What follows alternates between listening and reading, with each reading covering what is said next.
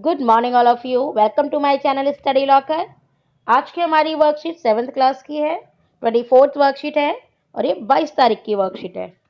और आज हमारा टॉपिक है मुगल साम्राज्य। तो बच्चों, आपने मुगल शासकों के बारे में पढ़ा होगा, सुना होगा। बाबर, हुमायूं, अकबर, जहांगीर, शाहजहां, औरंगजेब, ये सभी के सभी जो है मुगल शासक थे।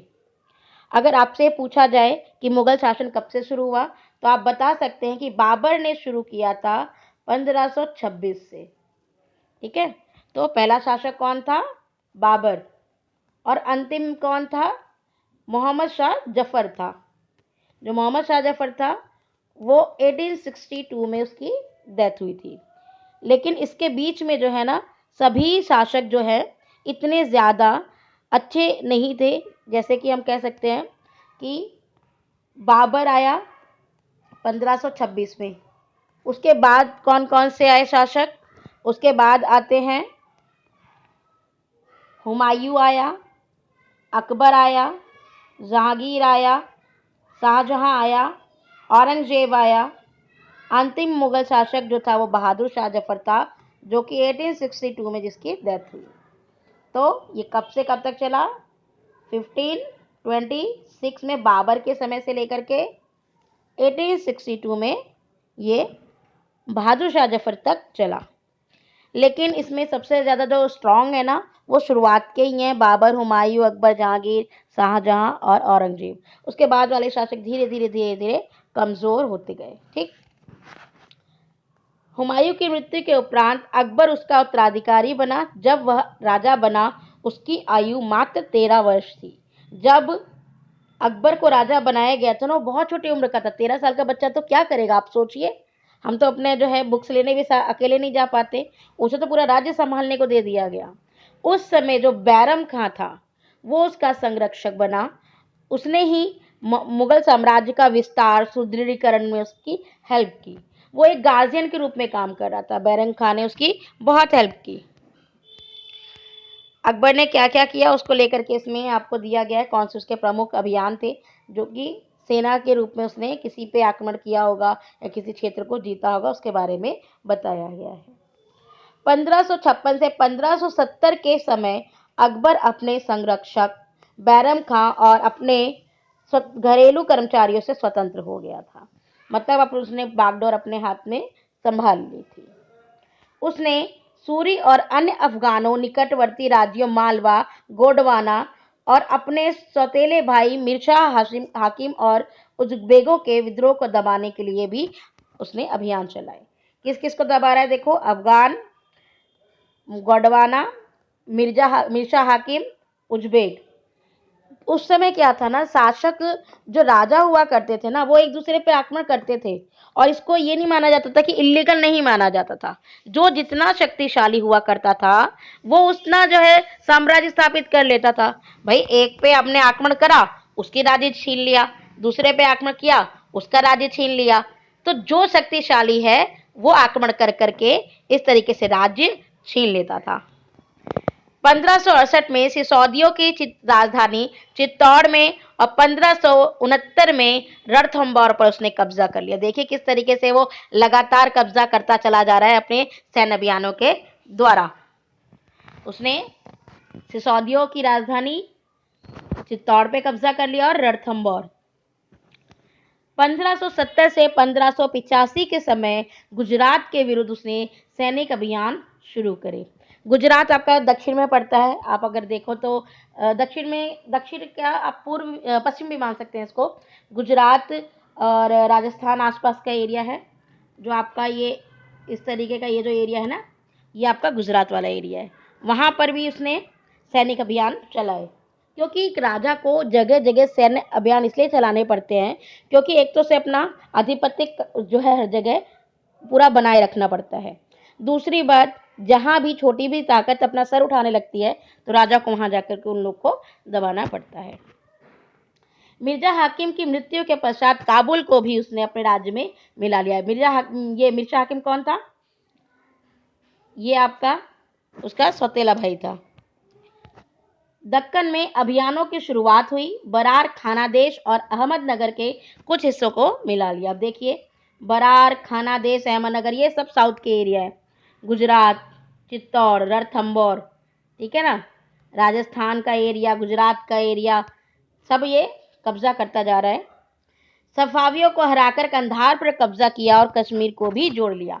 अकबर ने कश्मीर को भी जोड़ा और इसने कंधार पर हम जो है कब्जा कर लिया। एक्चुअली कंधार का क्या कहानी थी, कंधार ने एक किला राज्य था। किला राज्य का मतलब कि एक ऐसा नगर जिसके चारों तरफ किला बना हुआ हो। पहले ये हुमायूं के कब्जे में था, लेकिन फिर सफावियों ने उसका कब्जा कर लिया।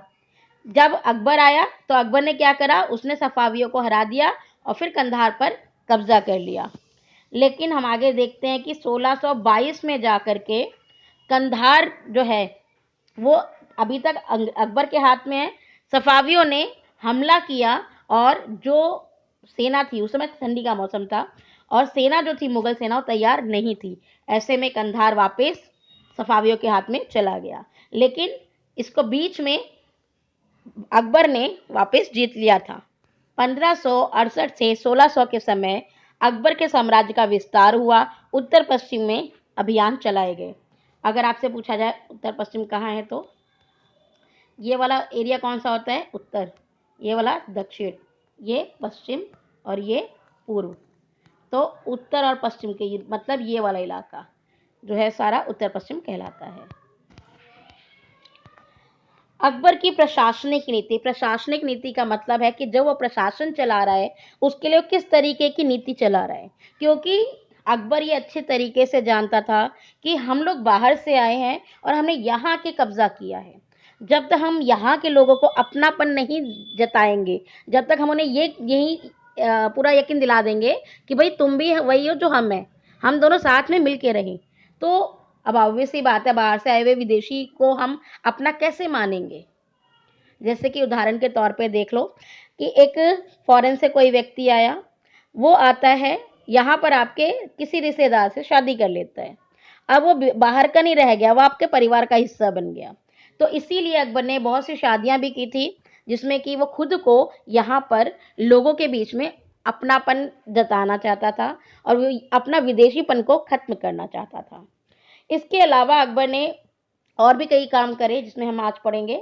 अबुल फजल द्वारा रचित अकबरनामा से अकबर के प्रशासन संबंधी जानकारी प्राप्त होती है। अबुल फजल जो है उसने एक बुक लिखी है अकबरनामा, अकबरनामा लिखी है। इसमें अकबर की जीवन की सारी घटनाएं, उसके सारे काम, उसकी राज्य के पूरा विस्तार से दिया हुआ है। ठीक, उसमें हमें प्रशासन के बारे में जानकारी मिलती है, जिसमें बताते हैं कि जो साम्राज्य था ना कई सूबों में बटा था, सूबा कई हिस्सों में बटा हुआ था और जो उस हिस्से पे जो भी प्रशासन करता था वो सूबेदार कहलाता था। अब वो किस तरीके काम करता था, एक कह सकते हैं छोटा सा राजा टाइप का, लेकिन वो राजा कौन है, वो अकबर के अधीन है। वो उस छोटे से हिस्से पे भाई थोड़ा थोड़ा हिस्से में हमने बांट दिया, अब सब पे कोई ना कोई शासन कर रहा है और वो सब किसके लिए शासन कर रहे हैं, सब राजा के लिए शासन कर रहे हैं। तो अकबर के लिए शासन करते थे ये लोग, जो कि सूबेदार कहलाते थे। और हर प्रांत में एक वित्तीय अधिकारी होता था जिसे दीवान कहा जाता था। दीवान साहब आपने देखा होगा ना, पैसे वैसे का हिसाब रखते थे दीवान साहब, मूवीज में देखा होगा आपने। फिर आता है प्रशासन में सहायक अन्य अधिकारी भी थे, जैसे बख्शी। बख्शी जो होता था वो सैनिक वेतन अधिकारी होता था, वेतन देने का काम उसका होता था। सदर, सदर जो था वो धर्म से जुड़े हुए जो भी कार्य होते थे उसके लिए जो भी पैसा वैसा खर्च करना है वो सदर करता था। फौजदार, ये सेना का सेनापति था, सेना नायक होता था। कोतवाल जो कि पुलिस का अधिकारी होता था। तो इस तरीके से उसने अपने प्रशासन को बांटा हुआ था, कई हिस्सों में बांटा हुआ था। उसने वित्तीय अधिकारी दीवान कहलाते थे, जो सूबे बटे हुए थे उसके जो प्रशासक थे सूबेदार कहलाते थे। बख्शी हुआ करता था, सदर था, फौजदार था, कोतवाल था, इनके हेल्प से वो शासन करता था। अकबर ने धर्म को लेकर के सहिष्णुता का वहां पर परिचय दिया। अकबर ने जजिया कर हटवाया। ये जजिया कर क्या होता है, जजिया कर राज्य में रहने वाले गैर मुस्लिम जो लोग थे उनको देना पड़ता था। लेकिन कहीं ना कहीं ये जो गैर मुस्लिम कर है ये ऐसा लगता था कि भाई जबरदस्ती लिया जा रहा है, क्योंकि जो मुस्लिम नहीं है उसको टैक्स देना पड़ रहा था। तो ऐसे स्थिति में अकबर ने जजिया कर को हटा दिया। इसको जजिया कर को हटाया इसने, तीर्थ कर को हटाया इसने, जो बंदी बनाए गए थे उनको उसने मुक्त किया। काफी अच्छे अच्छे काम उस समय इसने किए थे, जिससे कि वो लोगों की नजरों में और अच्छा बन सके। धार्मिक रीति में इसने सुलह कुल एक अलग से धर्म चलाने की कोशिश की थी, हालांकि आगे सक्सेसफुल नहीं हो पाया। सुलह कुल का मतलब होता है पूर्ण रूप से शांति, एक ऐसा माहौल क्रिएट करना जिसमें सभी लोग शांत हो, सभी लोग आराम से रह सके। ठीक। सहिष्णुता, सहनशीलता की ये धारणा थी। अपने अनुयायियों के मध्य भेदभाव नहीं करती थी, मतलब सभी लोग को बराबर मानती थी।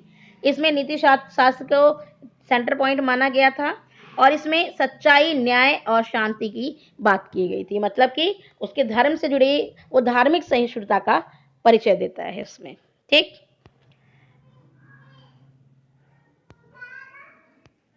अपने अध्यापक अथवा परिवारजनों की सहायता से अकबरनामा एवं उसके जिल्दों में दिए गए विषयों में जानकारी एकत्र कीजिए। अगर आप अकबरनामा देखेंगे तो अकबरनामा के वैसे 3 पार्ट हैं, ठीक है ना। अकबरनामा जो बुक लिखी गई है उसके 3 पार्ट हैं और काफी बड़ी बुक है ये।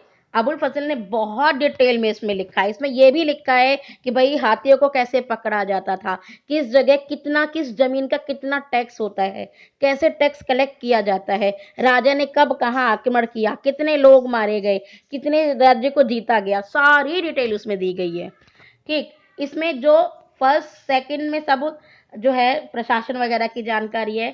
थर्ड आपके आती है इसी में आईने अकबरी। अकबरनामा के तीसरे पार्ट को कहते हैं आईने अकबरी, जिसमें अकबर के जीवन की काफी डीप नॉलेज आपको मिल सकती है।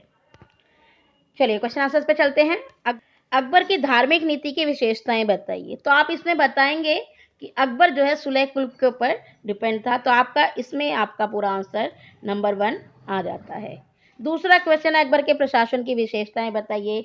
ये अकबर के प्रशासन की विशेषताएं हैं कि उसने सूबों में बांटा हुआ था, सूबेदार थे वहां पे, वित्तीय अधिकारी दीवान कहलाता था, वहां पर बख्शी, सदर, फौजदार, कोतवाल जैसे अधिकारी हुआ करते थे। तो आपका आंसर नंबर 2 आपको यहाँ से मिल जाएगा। बच्चों अगर वीडियो पसंद आई हो तो लाइक ज़रूर करें, मेरे चैनल को सब्सक्राइब करें। Thank you.